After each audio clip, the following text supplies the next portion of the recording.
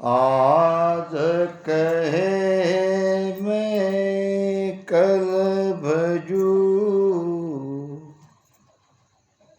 कल कहे मैं कल, आज काल करता दिन बीते, पल में होय प्रलय राम जी, पल में होय प्रलय। इंसान और तो सब कुछ बड़ी होशियारी से कर लेता है, दुनियादारी का काम, सांसारिक काम, वहाँ होशियार है। वही अपने स्वयं के बारे में ना समझ है, नादान है, सोया हुआ है। अगर कोई कहे भी दे ये मनुष्य शरीर सुमिरन करने के लिए मिला है, ये एक मौका तुम्हारे हाथ आया है कि किए हुए सारे कर्म को मिटा दे, मगर वो मानता नहीं। कभी कभार मान भी ले तो उसमें पूरी तरह से समर्पित नहीं होता। आज अगर उसे कोई कहे तो वो कल पे टालता है, जब कल निकलता है तो फिर कहता है कल। आज काल करता दिन बीते, ये आज काल करते करते दिन बीत रहे हैं, कीमती सांसा कम हो रही है, सांसा घट रही है। किसी समझदार व्यक्ति ने कहा है, कल करे सो आज कर, आज करे सो अब, पल में प्रलय होएगा, बोर करेगा कब। प्रलय करते हैं मृत्यु को, किसी भी पल में हमारी मृत्यु हो सकती है, तब क्या करोगे। हमने कर दिया उसका उल्टा, हमने इस साखी को ही पूरा पलट दिया।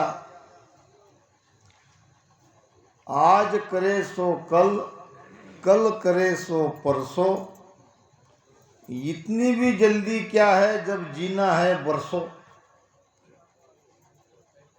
महाबली रावण बड़ा ज्ञानी था, जितना पराक्रमी था उतना ज्ञानी भी था। राम जी का बाण जब उसे लगा नाभि में, रावण की मृत्यु नाभि में थी, उसकी आत्मा। तो जमीन पर गिर गया। जमीन पर गिरने के बाद राम ने लक्ष्मण को कहा कि लक्ष्मण जाओ रावण के पास, वो बहुत ज्ञानी है, उनके जीवन का अनुभव तुम्हें अगर कुछ कहे तो वो ज्ञान तुम्हारे जीवन में बड़ा महत्वपूर्ण है, जाके उनको पूछो। राम जी के कहने पे लक्ष्मण गया रावण के पास, और जहाँ रावण का सिर था उस तरफ खड़ा रहा और पूछा, मुझे राम जी ने आपके पास भेजा है, आपके जीवन की कुछ अनुभवी बातें या आपके पास जो ज्ञान का भंडार है उसमें कुछ ज्ञान मुझे आप कृपया करके दो। आवाज सुनकर रावण ने आँख खोली और लक्ष्मण की तरफ देखकर दोबारा आंखें बंद कर ली। थोड़ी देर इंतजार करने के बाद लक्ष्मण वापस राम के पास आया और कहने लगा कि उसने तो मुझे कुछ नहीं कहा, मेरी तरफ देखा। तो राम ने कहा, तुम ये बताओ पहले खड़े कहाँ थे? तो उनके सिर की तरफ दोबारा जाओ, उनके चरण के तरफ खड़े रहो। जब किसी से कुछ लेना है तो चरण की ओर ही खड़े रहना चाहिए, झुका हुआ चाहिए, तभी कुछ दे सकते हैं। तो जब पैर की तरफ खड़ा रहा लक्ष्मण और जब पूछा कि मुझे आपके पास ज्ञान लेने के लिए राम जी ने भेजा है, कृपा करके मुझे कुछ कहो, तो अब की बार रावण ने ज्ञान उसको कहा। क्या कहा? यही कहा जो बहुत महत्वपूर्ण है हमारे आपके सबके लिए। मृत्यु समय रावण ने लक्ष्मण को ये ज्ञान दिया कि जीवन में जो बात करने योग्य है, करना जरूरी है, उसको कल पर मत टालो, और जीवन में जो काम करना जरूरी नहीं है, जो काम को करने के बाद हमें पछतावा हो, उसे कल पर टालते रहो, जो आज भी हमारे लिए उतना ही आवश्यक है। उनके अपने जीवन के बारे में उसने कहा कि मैं जितना पराक्रमी था उससे कहीं ज़्यादा मेरे अंदर वो पावर था, मैं जो चाहता वो कर सकता था, ये सामर्थ्य मेरे अंदर था। बड़ी अच्छी अच्छी बातें करने की मेरे दिमाग में बात आई, मगर हमेशा मैंने उसे कल पर टालता गया। जैसा कि मेरे मन में विचार था कि मृत्युलोक से मनुष्य सीधे स्वर्गलोक में यात्रा कर सके। मैं सोच रहा था कि मृत्युलोक से स्वर्ग तक सीढ़ी बनाऊं, और वो बना सकने का सामर्थ्य मेरे अंदर था, मगर मैंने वो बात कल पर टाली। मैं चाहता था लंका सोने की बना लूं, बना सकता था, मेरे अंदर सामर्थ्य था, मगर ये भी बात मैंने कल पर टाली। देखेंगे, फिर करेंगे।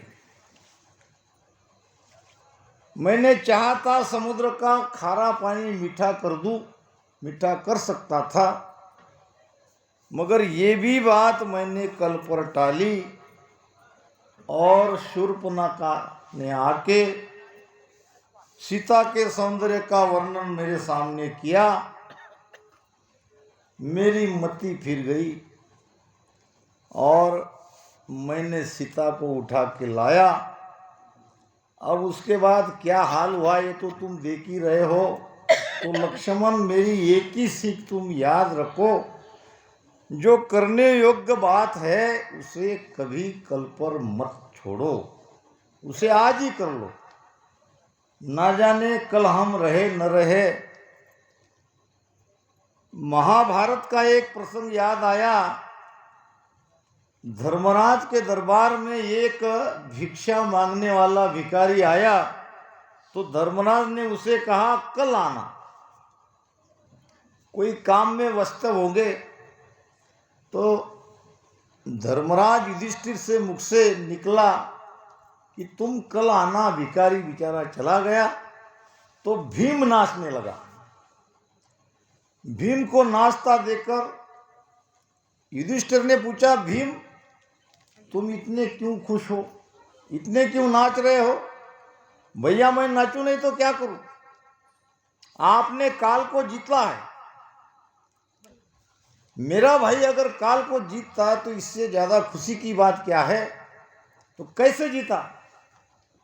अभी अभी तो आपने भिखारी को कहा कि कल आओ, इसका मतलब आप कल जीवित रहोगे, इसका मतलब आपने 24 घंटे के लिए काल को जीता है। फिर ये मेरे लिए तो खुशी की बात है, नाचूं नहीं तो क्या करूं। धर्मराज के दिमाग में ये बात आई कि बड़ी गलती हुई। बात तो भीम की सही थी। तुरंत सेवक को भेजा, उस भिखारी को बुलाओ, और भिखारी को दान दे दिया। कहने का मतलब, हम कहते हैं कल किसने देखा, और हम पर भी ये बात लागू है। तो मनुष्य के जीवन में करने योग्य एक ही काम है, और वो है सुमिरन। भक्ति के अलावा कोई महत्वपूर्ण काम नहीं है। और कुछ किया क्या न किया क्या, जीवन तो वैसे ही जिया जा सकता है। मगर ये मौका मिला है भजन करने के लिए, ये मौका मिला है कर्म को काटने के लिए, ये समय मिला है। बार बार जो हम जन्म ले रहे हैं, मर रहे हैं, पुनरपि जन्मम पुनरपि मरणम पुनरपि जननी जठरे शयनम, ये जन्म मरण के चक्कर को सदा के लिए हम मिटा सकते हैं अगर हम चाहे तो, अगर हम इस पर विचार करें तो ये बात हमें कल पे छोड़नी नहीं है। दरिया नर्तन पाय कर कियो न राम उचार, बोझ उतारन आया था ले चला सिर भार, ले चला सिर भार। किस लिए आए? बोझ हल्का करने के लिए, बोझ उतारने के लिए। किसका बोझ? कैसा बोझ? कर्म का बोझ। हमारे ही किए हुए कर्म को काटने का ये मौका हमारे हाथ आया था अनायास। इसके लिए हमने कुछ भी प्रयास नहीं किया। ये तो परमात्मा की मेहर हुई कि हमको ये मनुष्य शरीर मिला। बोझ उतारन आया था ले चलिया सिर भार। बोझ तो उतरा नहीं, गठरी तो हल्की नहीं हुई, उसको और बढ़ा के ले जा रहे हैं। यहां से दुखी, बहुत कष्ट से हम जाएंगे। मृत्यु के समय बड़ी पीड़ा होती है। कबीर साहब कहते हैं, हिचकी रे ऊपर हिचकी आवे, नाड़िया तड़ातड़ टूटे रे। बड़ी कठिन समस्या होती है। 9 द्वार से ये जीव शरीर से यमदूत से डरता है। इस द्वार से आया तो इस द्वार पे जाने के लिए देखता है, मगर वहाँ भी उसको यमदूत सब द्वार बंद करके बैठते हैं। और जब अवधि खत्म होती है तो एक पल भी उसको नहीं शरीर में रखते, निकाल लेते हैं। तो सोचो, समझो, विचार करो। हम सोचते नहीं हैं, हम अपने बारे में बड़े बेफिक्र हैं। संसार के बारे में सोचते हैं, जगत के बारे में सोचते हैं, मगर स्वयं अपने बारे में नहीं सोचते। शरीर छूटने के बाद हमारा क्या होगा? क्योंकि मृत्यु शरीर की होती है, हमारी नहीं होती। फिर जब हमारी मृत्यु नहीं होती है तो आगे क्या होगा? हम अपने आप को भूले बैठे हैं। कहते हैं कि 9 लोग किसी गांव में नदी पार करके जा रहे थे। बीच में नदी थी और 9 को 9 नदी पार करके नदी के दूसरे तट पर आए और उनको शंका हुई कि कहीं हमारे में कोई एक बह तो नहीं गया, एक आधा कोई, सब बराबर है क्या, गिनती करो। गिनती करने लगे। गिनती करने वाला 1 2 3 4 5 6 7 8 तक ही उसकी गिनती हो रही थी। वो स्वयं को भूल रहा था, अपने आप को भूल रहा था। दूसरा गिनती करने आया, हाल वही। गिनती तो बराबर कर रहे थे मगर गिनती आ रही थी 8, अपने को सभी भूल रहे थे। फिर सबने गिनने के बाद 8 ही आंकड़ा आया तो कहने लगे हम आए थे 9, अब गिनती में हो रहे हैं 8। कोई न कोई हमारे में से पानी में बह गया। अब रोने लगे। अब वहां से कोई एक संत नदी पार करके उसी ओर आए। कहने लगे भाई क्यों रो रहे हो? महाराज जी हमारे एक आदमी ये नदी में डूब गया, बह गया, बेचारा खत्म हो गया। अच्छा आए कितने थे? तो 9 आए थे। संत ने देखा 9 तो दिख रहे हैं, फिर ये कैसे कह रहे हैं कि एक कम है। उनको गिनती करने लगाया और गिनती की रीत भी देखी कि अपने को छोड़ के बाकी सबको गिन रहे थे। फिर संत ने कहा कि दोबारा गिनो, 1 2 3 4 8 तक आया और अपने आप को गिनने के लिए कहा। तब कहने लगे मिल गया महाराज जी, आप नहीं रहते तो ये कहाँ मिलता। तो यही हमारा हाल है, हम स्वयं को भूले हुए हैं, सब कुछ कर रहे हैं। किया अंध फंद बहुत तेरा, सीखी सब चतुराही। सब अंध फंद किया, सारी चतुराई सीखी, सारी होशियारी हमारे भीतर में है, मगर हम हमारे बारे में आगे की सोच नहीं पा रहे हैं। आइए आज के इस सत्संग में गुरु महाराज के बहुत ही महत्वपूर्ण विषय पर चर्चा करेंगे। जितना समय दिया गया है उसमें जहाँ तक होगा वहाँ तक ज्ञान यहाँ पे दिया जाएगा। ने अंचर के बारे में सभी पुराने रामस्नी यहाँ है, नए ना के बराबर है। ने अंचर क्या है? ने अंचर गीता में बात आई है, वहाँ भी कहते हैं क्षर अक्षर ने अक्षर। क्षर कहते हैं माया के लिए, अक्षर कहते हैं ब्रह्म के लिए। और ये ने अक्षर कहने को तो वो कहते हैं मगर वहाँ ने अक्षर ब्रह्म के लिए कहा है, मगर महाराज ने जो ने अंचर की व्याख्या कही है वो सबसे अलग है। ने अंचर करता क्या है, ने अंचर जागृत कैसे होता है और ने अंचर जगने के बाद शरीर में उसका क्या परिणाम होता है, ये इस विषय में आएगा। पहले ने अंचर का शब्द से अर्थ सुनो जो अक्षर में नहीं है। ये शब्द से अर्थ हुआ, मगर महाराज ने तो बड़ी गहराई से उसकी व्याख्या करी है।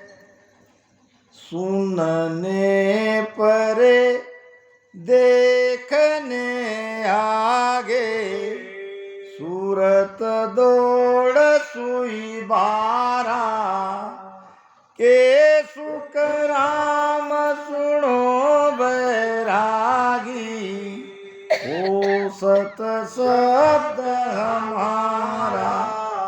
सुनने पर, किससे सुनते हैं हम? कान से। ये 2 कान से हम सुन रहे हैं बाहर का आवाज, अब ये सुनने के परे है और देखने आगे। जो भी हम देखेंगे या दिखाई देगा, ये देखने दिखने से परे।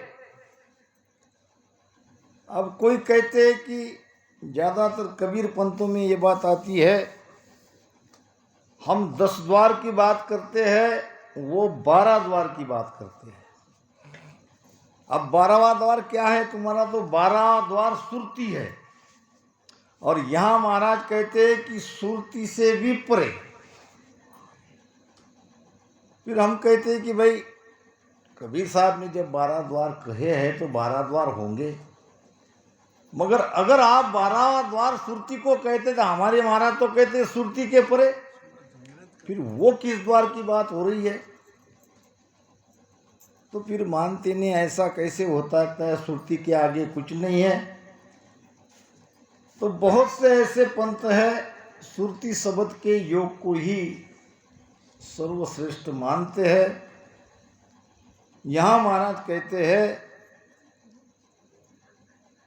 सूरत भी यहाँ थक जाती है, सूरत भी वो शब्द में समा जाती है, सूरत भी वो दिव्य प्रकाश में मिल जाती है, आगे केवल सत्ता ले जाती है। तो इस प्रकार ये निरंतर के बारे में इस हरदस में गुरु महाराज ने हमें क्या ध्यान दिया है, इस पर हम चर्चा करेंगे।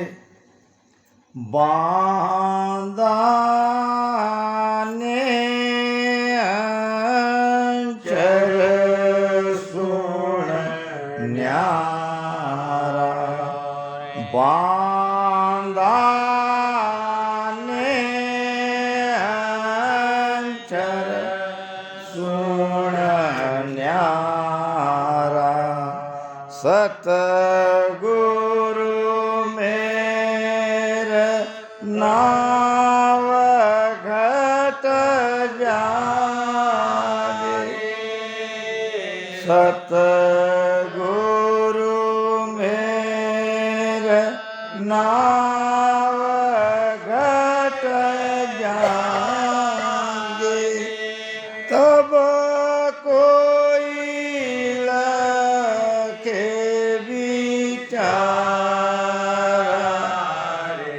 बांधा ने अंचर सुन न्यारा, बांधा ने अंचर सुन न्यारा, बांधा ने अंचर सुन न्यारा। सतगुरु मेहर, सदगुरु की मेहर से घट में जब नाम की जागृति होगी, नाम की जागृति होगी कंठ में, तभी ये निरंतर लखने में आएगा, नहीं तो नहीं आ सकता। सतगुरु मेहर नाव घट जागे, तब कोई लखे विचार। आप कहोगे यही तो निरंतर है। महाराज कहते हैं कि सदगुरु मेहर से घट में नाम जगेगा, तब आप निरंतर को लखेंगे। अब निरंतर क्या नहीं है, किसको हम निरंतर नहीं कह सकते हैं, ये महाराज ने पहले समझाया है। क्योंकि निरंतर के जैसे और शब्द के अनुभव घट में होते हैं, हम सभी शब्द को निरंतर नहीं कह सकते। माया रूप शब्द आ घट में ताकू, बहुत बखाने रे लोग। श्रवण सुने नैन सुदेखे, श्रवण सुने नैन सुदेखे,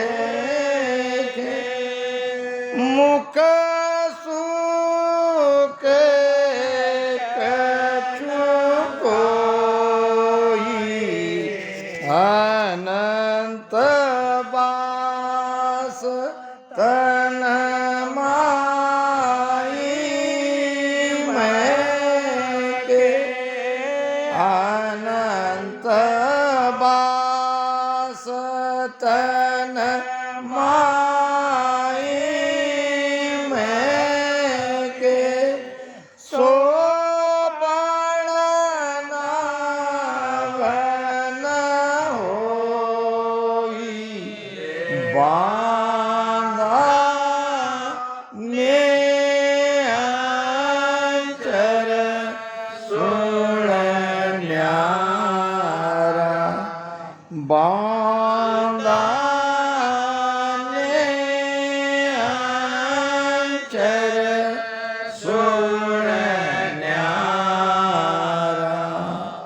श्रवण सुने,